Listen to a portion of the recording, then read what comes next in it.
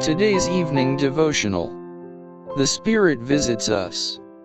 In whom ye also trusted, after that ye heard the word of truth, the gospel of your salvation, in whom also after that ye believed, ye were sealed with that Holy Spirit of promise.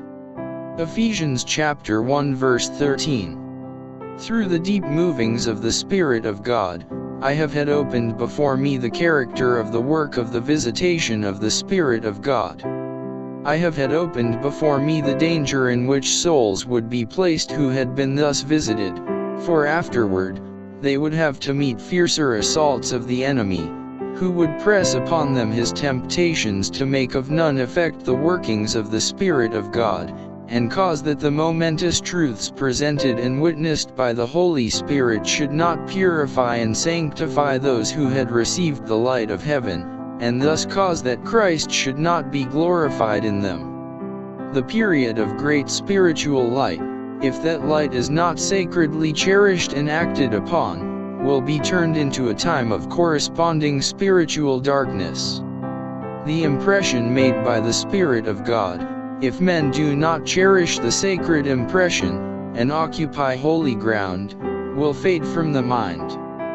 Those who would advance in spiritual knowledge must stand by the very fount of God, and drink again and again from the wells of salvation so graciously opened unto them. They must never leave the source of refreshment, but with hearts swelling with gratitude and love at the display of the goodness and compassion of God, they must be continually partakers of the living water.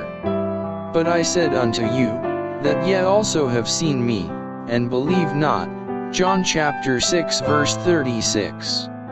This has been literally fulfilled in the cases of many, for the Lord gave them a deeper insight into truth, into his character of mercy and compassion and love, and yet after being thus enlightened, they have turned from him in unbelief.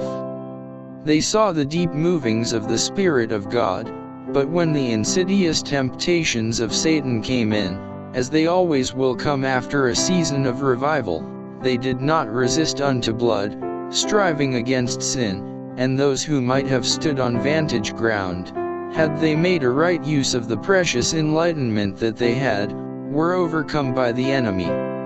They should have reflected the light that God gave to them upon the souls of others. They should have worked and acted in harmony with the sacred revealings of the Holy Spirit, and in not doing so, they suffered loss.